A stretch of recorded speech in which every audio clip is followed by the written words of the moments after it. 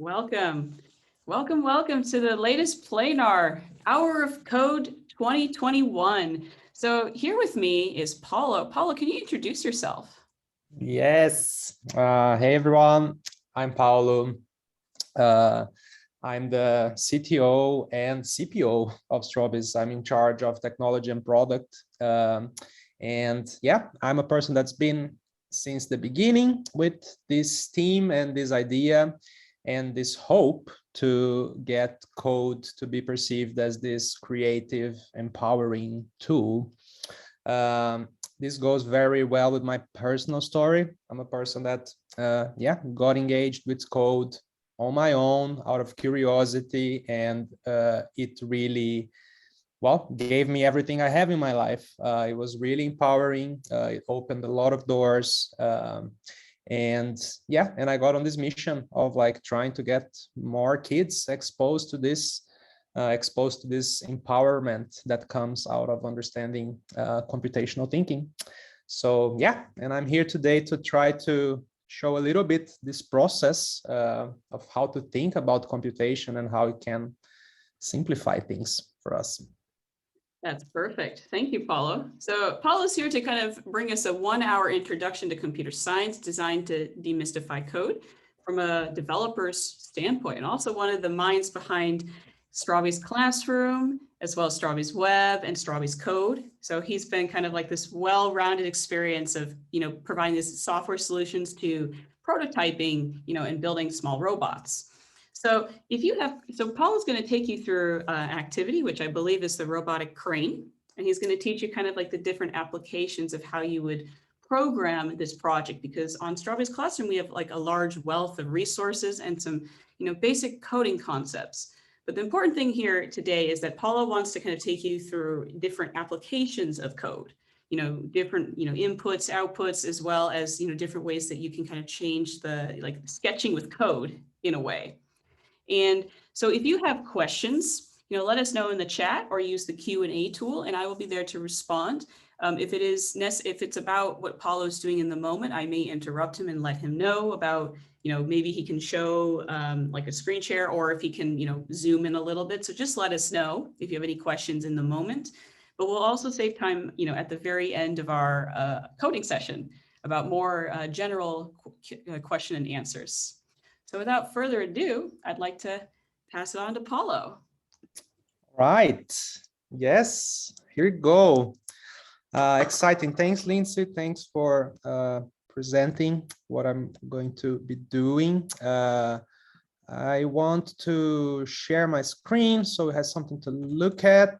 Let me do this. Does everybody see the crane on the screen? I hope so. Yeah.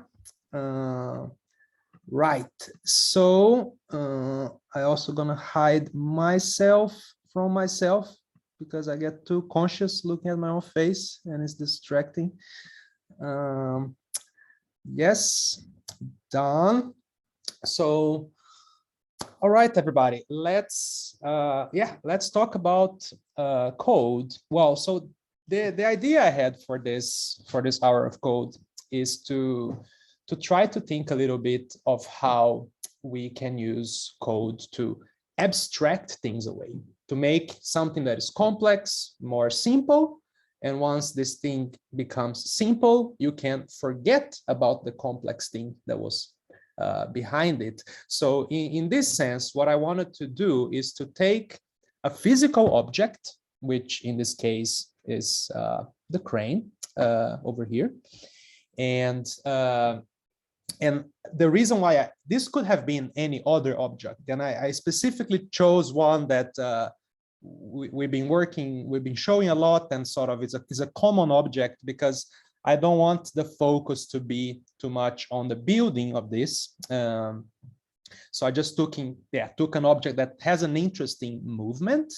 But then the idea is like, I want to treat this object as software. I don't want to think that this is a crane. I want to think that this is something that I can interact with code. And So what I want you to take out of this today is that you could look at any object and you can think about it as something that you can make computation with, and that you can treat it as something digital. And that kind of mindset is very, very expensive, because it can give you this idea that you can control the world with software, with code. And it's a very empowering thought. And yeah, leave a lot of room for creativity. But let's get to it. So if you don't know where to find or how to build this is not a build alone, so it's not expected that you build together with me now. But if you want to build the crane later on, please make sure to check it, to check the activity on Strawbee's Classroom, which should be, so maybe Lindsay can be sure to post this link, and it should be on the description of the information you get with the webinar. And if you haven't seen Strawbee's Classroom yet, you're missing out. You should make sure you go there and register. It's free until next summer or August 2022. So don't miss out on it. And in here we're collecting a lot of interesting resources. And the one I'm talking about is the robotic crane activity, which basically will guide you through everything you need in order to build this this crane that I have here with me.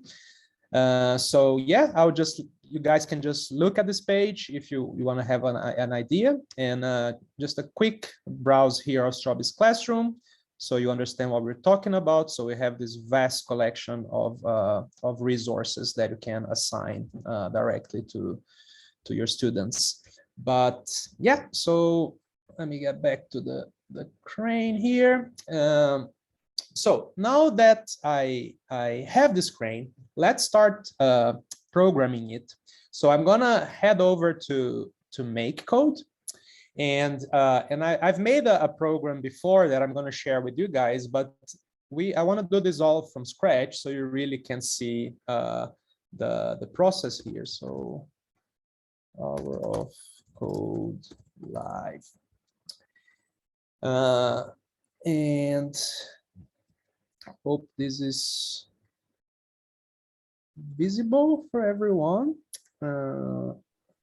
Maybe zoom in just a little bit so you can see the code.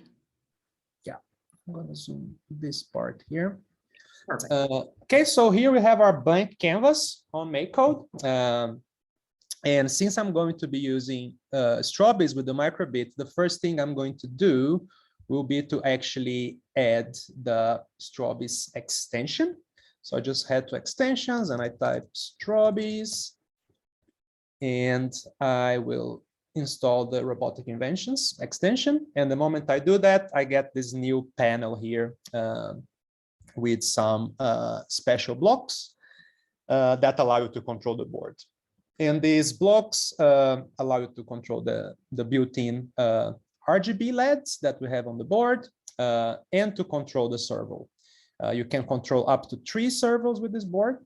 And since today is about movement, really, I'm going to bring in the set servo position. So what this block does is to, well, set the position of the servo. On this case, servo A out of A, B, and C. So if I switch back to the crane here,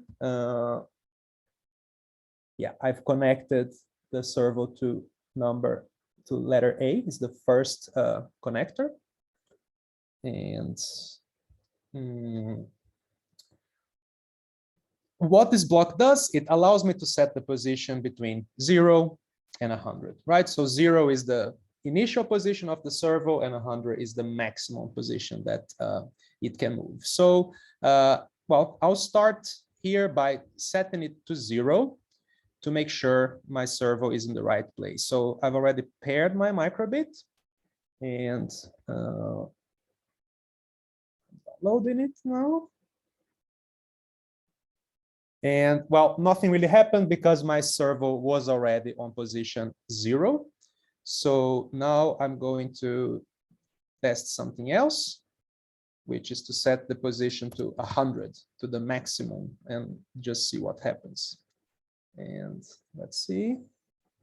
So now the servo moved all the way down, and it was maybe a little bit too much. I feel that down here it got sort of, I have an angle here that is not really helping me with anything. Like the crane would already be all the way down with a smaller angle, so I'm going to find a better position. And I have experimented a little bit with it earlier, and 60 gives me a very good range. So if I switch here now, yeah, so now that's, yeah, I found a good range here. So this was a quick but important process where I was experimenting until I found the right range to work with the servo. And now I know that it's from 0 to 60%. And I have to memorize this for now. So now let's start, well, moving this servo. So let's say I would want to make this crane go up and down. Easy thing. So, well, I know I'm going to need 2 blocks of this to set position. And one is going to need to be at 0, and the other one is going to have to be on 60. So if I want to make it move up and down, I would go in the forever block, which repeat things forever. And I would add the 0, then I would add a small pause, 100 milliseconds or half a second, then add for it to move to 60, then another pause. So let's upload and see what happens. Okay, so now it's moving between 0 and 60. Great. I will just download so it stopped moving for now. Okay, but there was something that happened here, like, okay, we are repeating things, right? And a programmer gets very bothered when they start seeing things getting repeated, because this is a sign that you can optimize this. There's something here that can make you avoid the repetition. And the repetition I want to avoid now is repeating the servo set position too, because I know the only thing that is changing here is this number.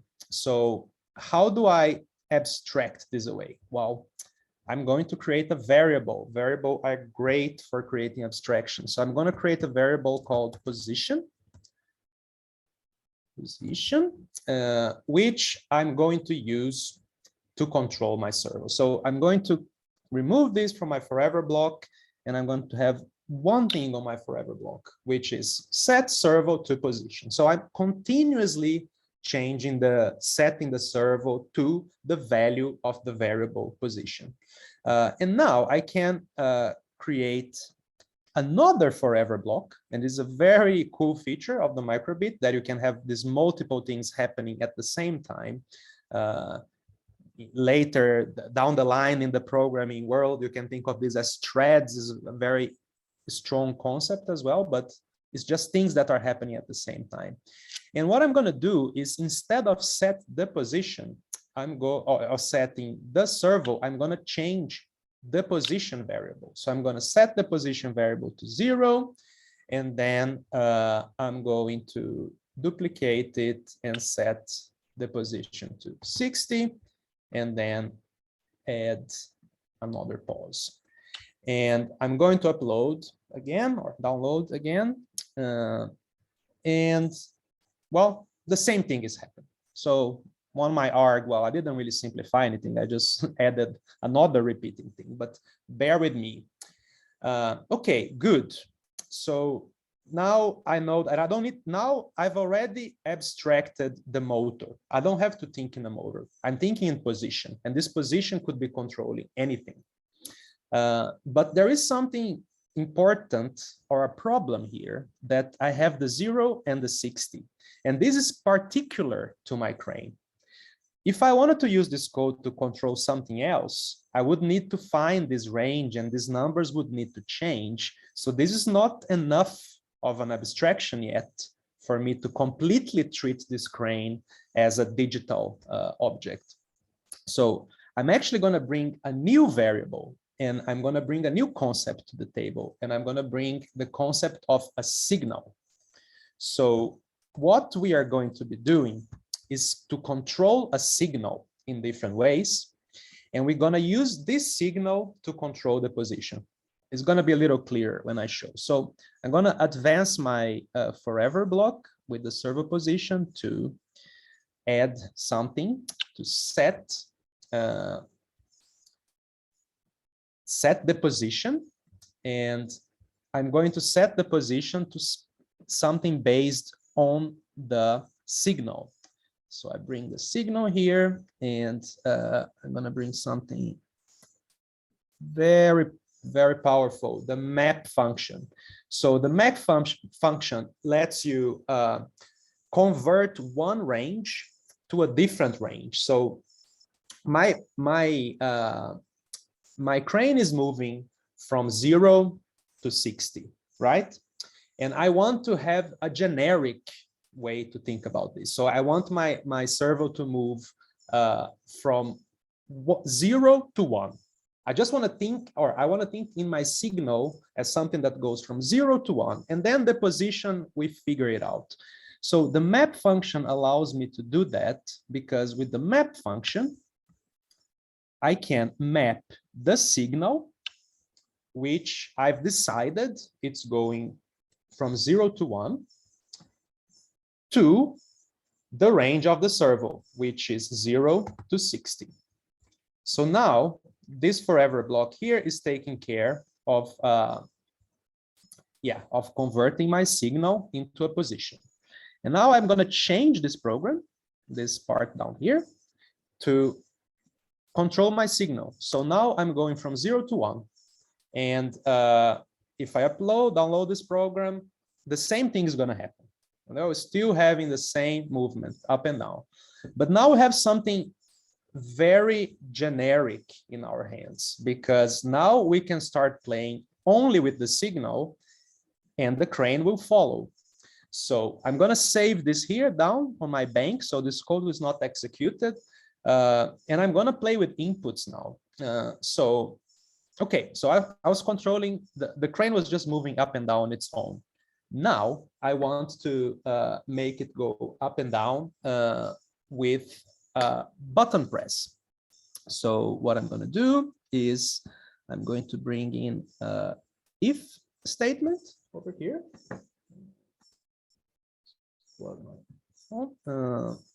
And I will get my button input here. So what this is doing, I'm going to plug this to this forever block. So I'm going to continuously check if the button A is pressed. And if the button A is pressed, I'm going to set signal to 1. And if I'm not pressing the button A, I'm going to set signal to 0. And just for hygiene here, I'm going to also set signal to 0 on the start when my program starts. So it's always going to reset the crane when it starts. And now if I download,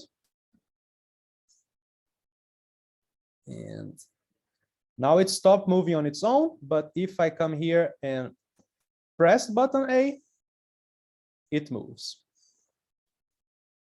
Right, so now a different way of controlling the crane with the same logic. So this can go to my bank of interaction. So I have a repeated movement here, and I have a button control over here. Well, let's continue exploring our inputs.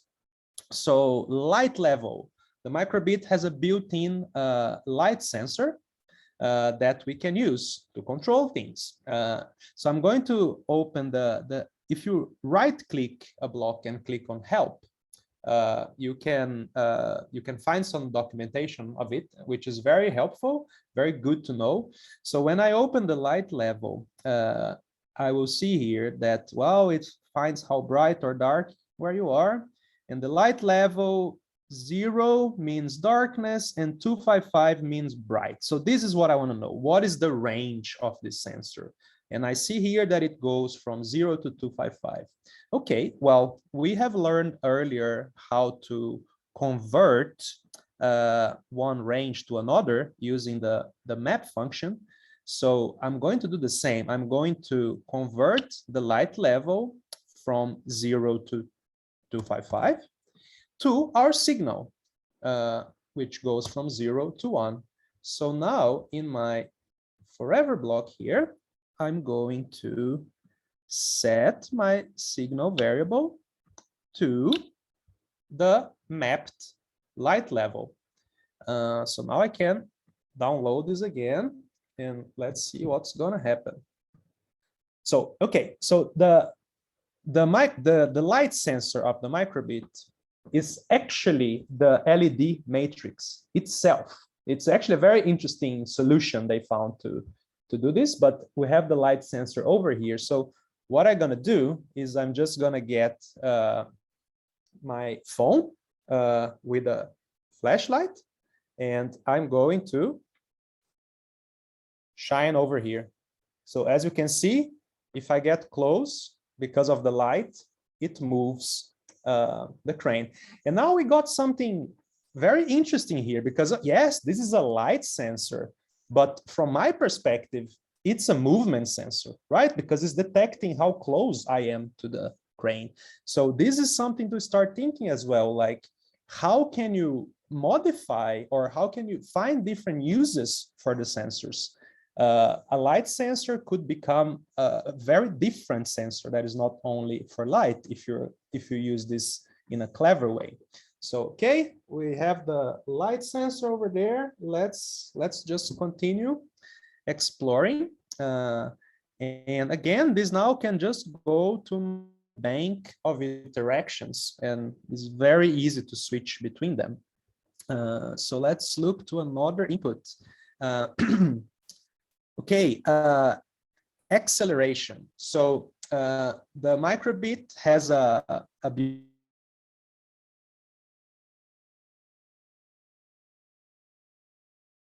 you recommend you guys check the documentation. They have a very interesting video that shows how the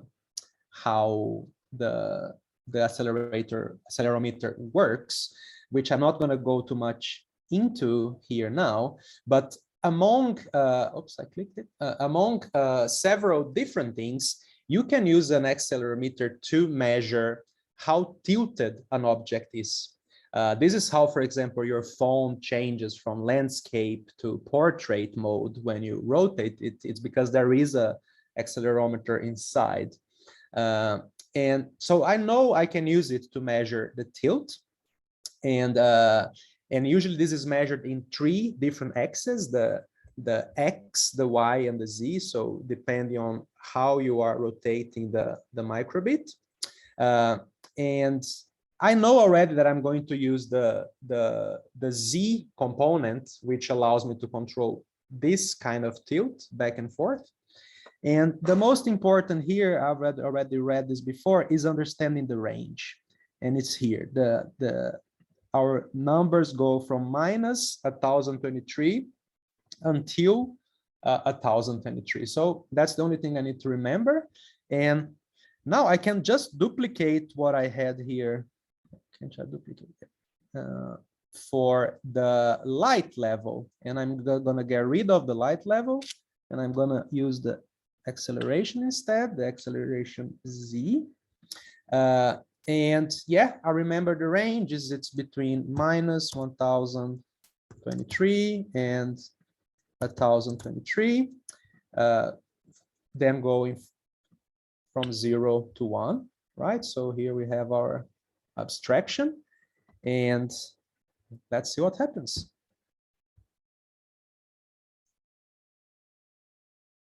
Okay, so now if I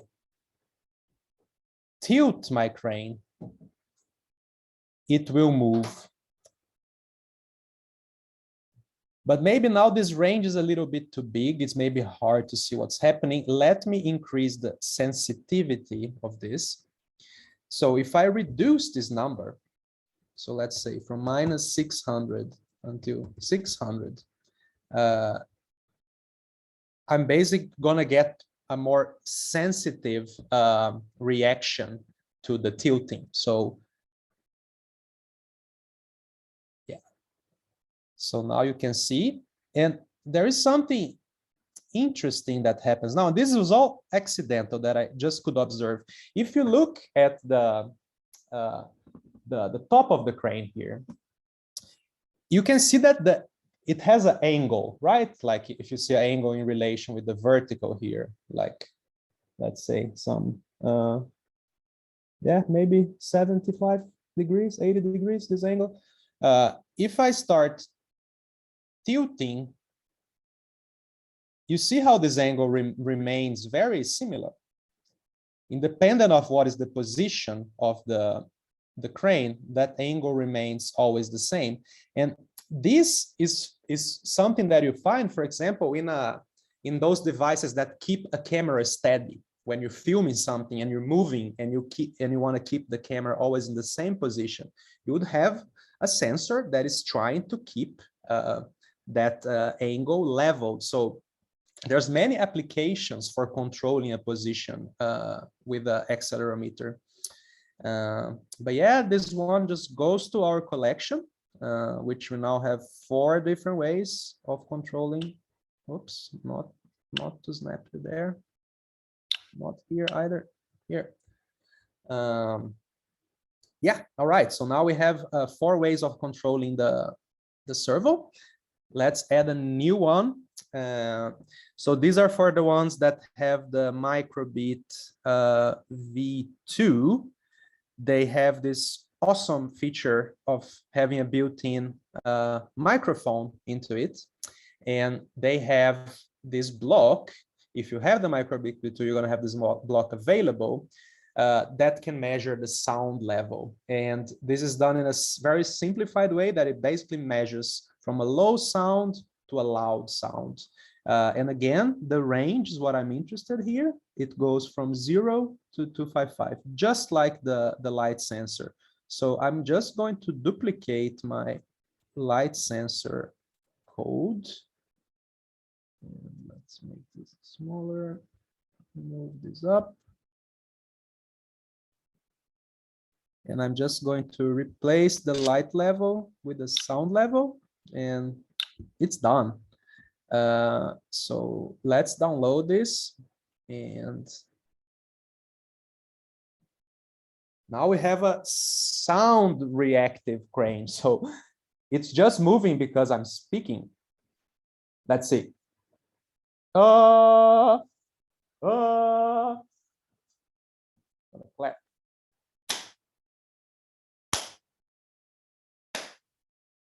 Right, so this it's really fun to do something like this. I can imagine this, you know, if you would build instead just a robot that opens the mouth, and then you can make a mimic. Like when you say something, the robot is just going to try to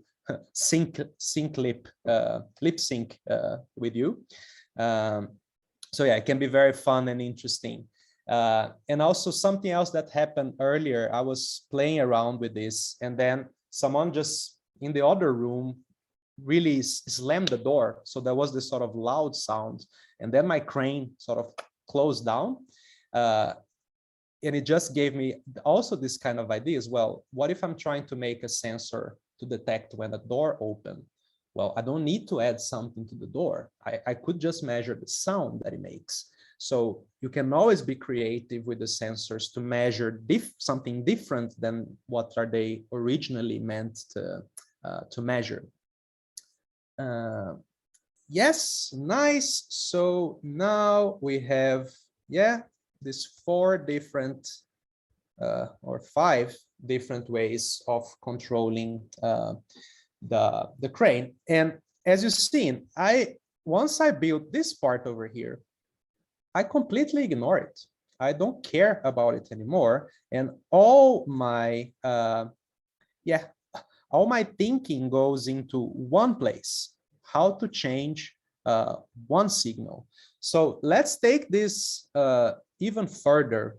So, okay, I know now this process that I can control this signal. So maybe it's a good idea to try to control this crane remotely. So what I'm going to do is the microbit has this amazing feature of the radio that if you have 2 microbits, you can send data between them, right? So they have this thing called on radio received, which is a block that will basically execute code every time the microbit receives a piece of information transmitted via radio. And what I'm going to do is I'm going to use that block to set the signal. And what I'm going to set the signal to the received number. So I have a very simple program here that is basically listening to whatever radio is coming. And as soon as something comes, I set the signal to that. So all this bottom part of the code here is not being executed, right? So for the sake of the microbit, it's only seeing this part up here, which, by the way, it's something cool. If you quickly change to JavaScript, you can see that it's only this part of the code that is here. Like, here's my radio received. Here I'm setting the signal and the position to the initial values. And then I'm repeatedly setting the position of the servo to the position variable. And here's that empty forever block, this one. Yeah, down here. But okay, I'm going to upload this code. And once I do it, nothing is going to happen with my servo because now, well, now this is listening to the radio. So I'm going to even unplug it. So believe me that this is remote. So now this servo, this crane is on its own over there. And what I'm going to do is to get another microbit, another one, which I'm going to just plug directly to the USB cable, and no need for another robotics board. And this microbit, I'm going to program it as a remote controller. So I'm going to continue for the same program I have here because I have I already built all this library of different ways of controlling things. But what I'm going to do is, well, I'm going to get rid of the servo because now I'm building a remote controller, right? And the remote controller doesn't know what is going to control. It's agnostic to what it's going to control.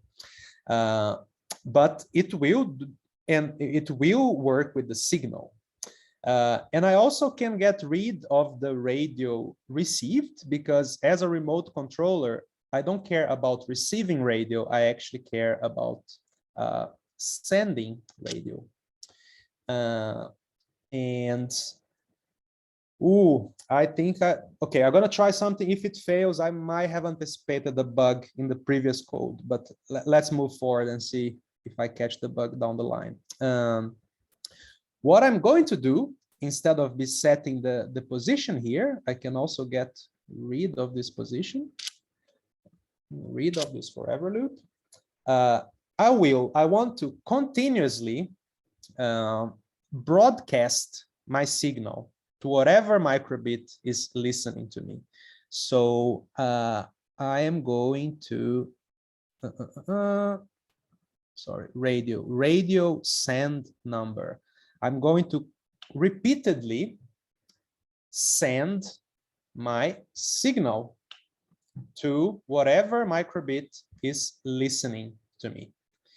And now, the same way I was controlling the signal in the previous program, I'm going to control the signal inside of this one. So I also gonna bring in a forever block and basically do the same thing I was doing before. I'm going to broadcast the signal, not sound level.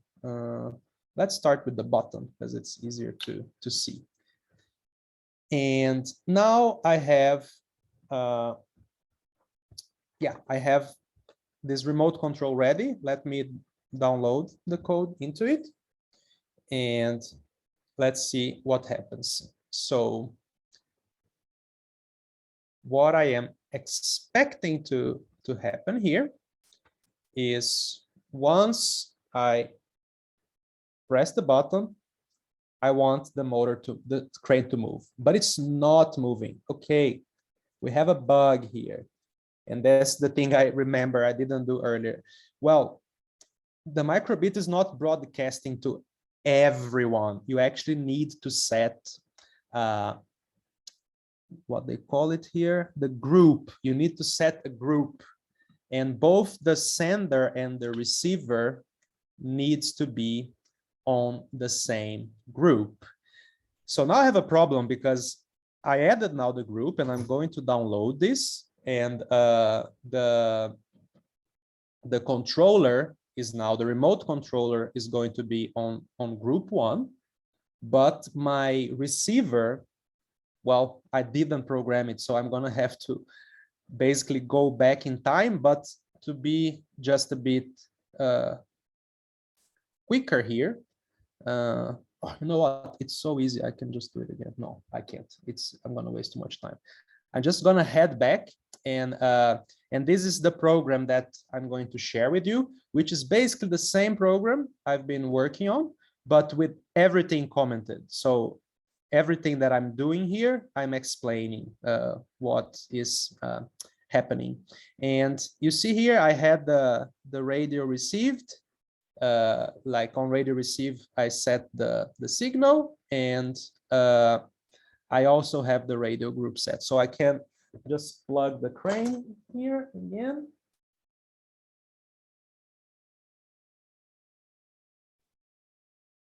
And let me download this.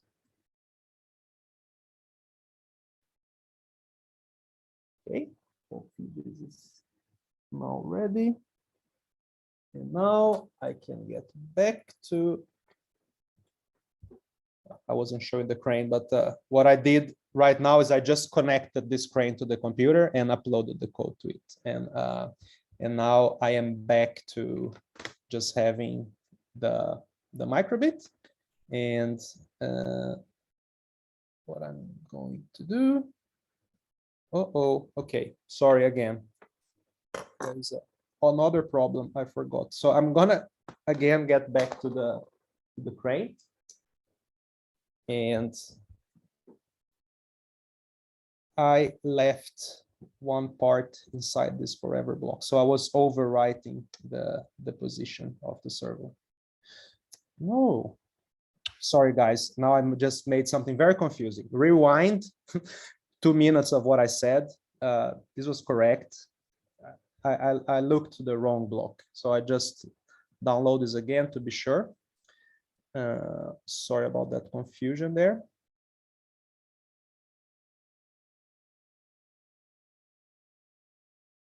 Okay, downloading.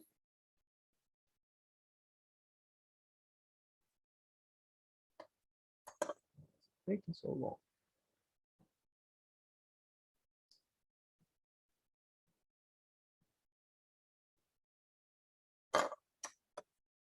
Okay, microbit. Okay, this seems to be taking too long. I'm going to reload the page.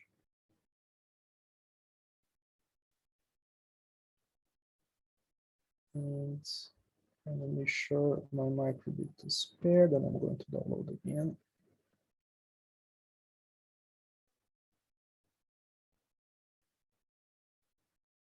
Okay, downloaded. Now I'm gonna go back to the transmitter program that I was building with you guys. Oh, not this one. Live. Yeah, here. And I will now program this microbit, the second microbit. So yeah, the second one.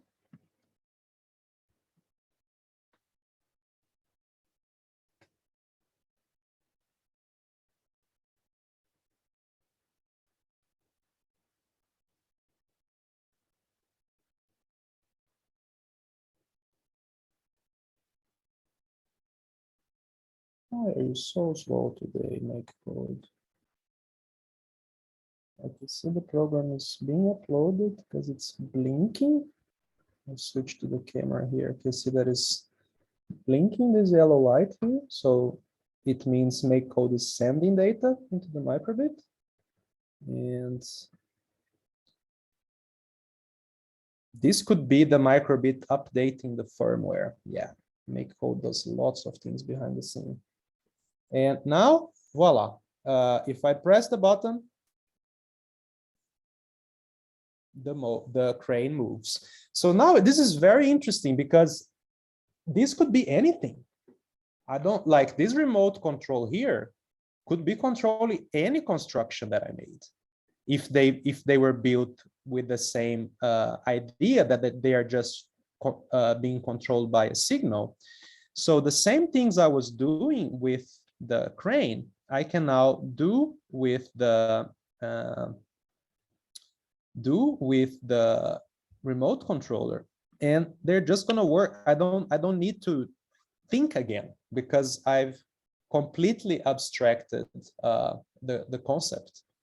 So let's see this one, the tilt. So now if I tilt my microbit, yeah, it's this angle. I can control it. Yes, so that's it that I wanted to show you guys today. Basically, how can you treat an object as software? And yeah, I hope this gave some ideas to you guys of how you could be going about teaching computer science, and sort of these little nuggets of information that are really simple, but really powerful once you understand it and can start thinking on different applications you could have for them in your life.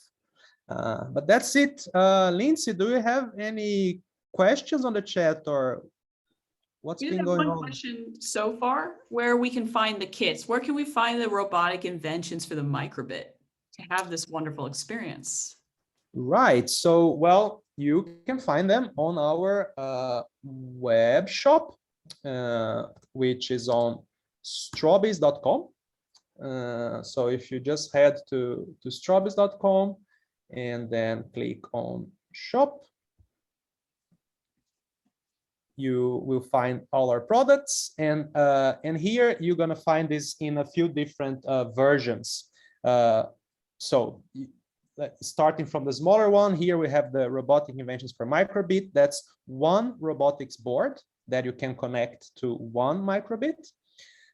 We also have a 10-pack version of it.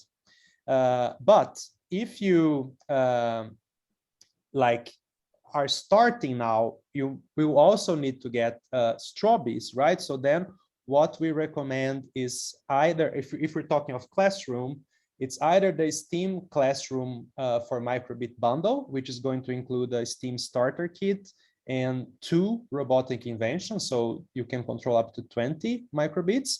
And if you don't have and this is if you have microbits yourself, but if you don't have the microbits, then we have the STEAM Classroom with microbit bundle, which includes the microbit. And if you just want to try, we have the starter kit, which is it comes with much less pieces and it's just one board. And the same thing, we have a version without the microbit and a version that includes the microbit. And Paula, do you know if there's any additional resources for more coding? Like, I know you had a chance to present some, morsels of code, but are there any things like coding cards or any resources we can use to add on? Yes, of course, Lindsay. Thanks for the great question. Let me just get rid of this chat. If you go to Strawbiz Classroom and you head to the library, we have this area of the library that is called Teacher Support, and it's going to let this load. We have this product introductions. So we are actually telling more about these products. And if you go to the robotic inventions, you are going to be able to both download a guide for it, but also the microbit coding cards. And this is a PDF that you can either print or distribute digitally. And then we have this, yeah, like very nice coding cards, which always have the snippet of code, what we're actually controlling. This case is like using the LED. This one is using the motor, so it's fairly easy to follow along. And the coding cards are so powerful because they give this small, small idea of a little process. They are usually not enough to do anything on their own, but they are great to give to students and let them build upon them. So they might, they might see something in one card and they might see something in another card, and then try to combine these cards. And there's usually an interesting challenge. And yeah, and well, and if you're looking for resources in general, in the student resources section, you could also filter the resources by products. So if we would select the robotic inventions for microbit, you would see all the resources on Classroom that uses the microbit. And then you can take this perspective from it as well, like just look for a different activity. And yeah, and if you use these concepts that I taught you today here, they carry over to all these different projects, right? Because you could be controlling, this case here, the friend bot. You can think of the same idea to control it. Is you convert the friend bot into one number that you control with code. Yeah, same with the other resources like the light sensitive plant, the face bot, and yeah, and so on. And we also have a lesson for the crane, correct? Yes, let's go there. So, okay, good, Lindsay. Let's make this clarification. We have different kinds of resources here. And the crane that I just showed you guys is what we call an activity. And an activity is pretty much a model, is a project that you're going to build, right? So we had there the one for the crane. But if you're looking for something that is a bit longer and it's curriculum aligned and it has a full facilitation guide, then what you're looking for are lessons. And so that same activity, the crane, you could do into a lesson instead. And the lesson is called craned automation, which is then aligned to the NGSS engineering design standards, and also to SDG, Sustainable Development Goals. And different from that activity that was just the project model, here we have a full facilitation guide. So you're gonna see what students will be able to learn after this lesson. We're now looking at the teacher view of this activity, of this lesson, I'm sorry. And what are the materials, how to facilitate collaboration, a preparation, what you should do before this lesson, what vocabulary we're going to be working with. We have this concept of the simple machines, which is sort of a handout that you can give to your students. It's like a pre-lesson material. And then we have more context around it. So we're going to be talking about automation. We have some interactive questions for the students. And and we're giving a more broader context around crane and automation in general. We have an Imagine session that sort of goes even further into expanding the students to think about how cranes fit in the world and what they're useful for. And then finally you go into the create section, which we first prompt the students to build a 2D version, a two-dimensional version of the crane, so they actually understand how this these levers work here, and then finally the actual crane. So this is very similar to the activity, but they won't arrive here.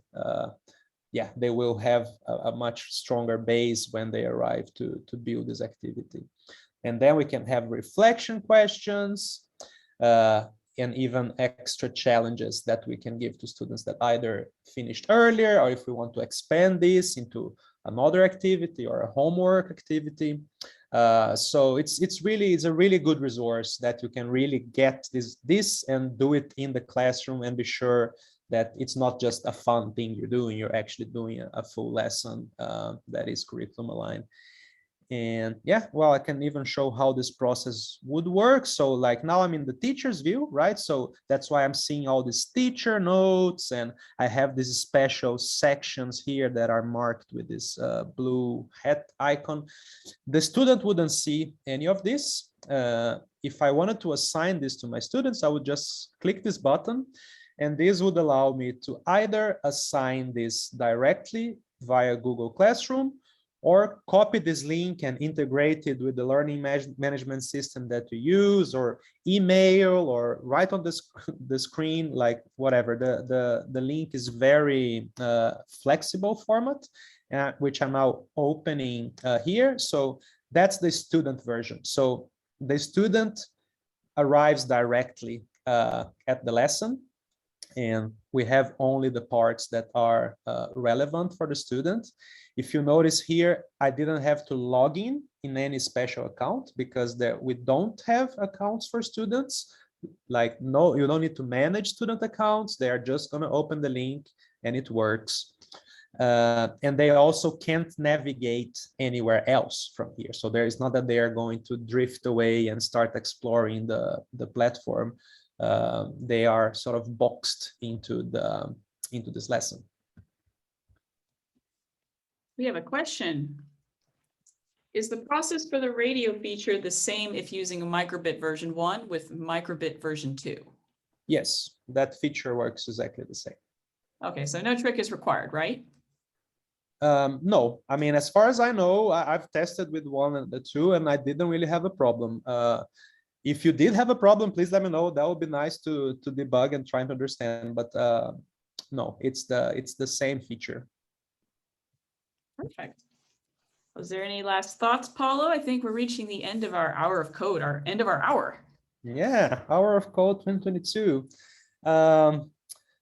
Well, I just want to share that like this is really interesting and fun for me, and I hope I could get through a little bit of the things that go inside my head when I'm making these processes, and this is something that comes with practice, right? Like, and we talk a lot about invention literacy, the term coined by Jay Silver, which is very dear to us, and which is this idea that you can read and write man-made objects, right? So is this ability of you looking at an object that, and even if you don't know what is inside of it, you can infer. You can infer perhaps how things work and how they are connected. And this exercise of creating abstractions is very, very helpful for invention literacy, because you're gonna start looking at different objects and understand that, like, well, I don't really know what is going on inside I don't know, the gearbox of the car, but I know that like when I move I'm rambling here, but when I move the steering wheel, the wheels are going to move. Well, that could be a signal. I can ignore all that engineering and just think about the signal, and then like think about latencies. There's something, if the wheels need to move at the same time I move my hand, or what happens if there is a delay in that signal? Would that be a problem? But you start being able to like look deeper into things, but you have to practice, right? You have to practice this idea of breaking down problems into smaller things and abstracting and making something more generic, a generic version of something, finding patterns. it's a very fun process, and it's helpful in all realms of life, because trust me, there are problems everywhere, right? And the more we're good in abstracting them and making them simpler, better for us, we're going to thrive. That's beautiful, Paulo. Thank you. All right. Well, I think we have reached the end of our session, but if anyone has any questions, just let us know. You can contact me at lindsay@strawbees.com or paulo@strawbees.com. If you have any questions or features or any sort of requests, if you see any bugs, just like with the radio feature, let us know. Paulo, maybe you could stop sharing your screen for a second. Oh, yeah, sure. Yeah, more of the personal touch. So I have dropped 2 links in the chat, one for the Hour of Code. So you can actually refer to this, this video recording later at the link for Hour of Code. It's our webinar in Strawbees Classroom. And please join us for signing up on Strawbees Classroom for a wealth of resources with an activity, lesson plans, and many more to come. Thank you, everyone, and thank you for featuring and listening to us. Thank you, guys. Have a great night. Bye-bye.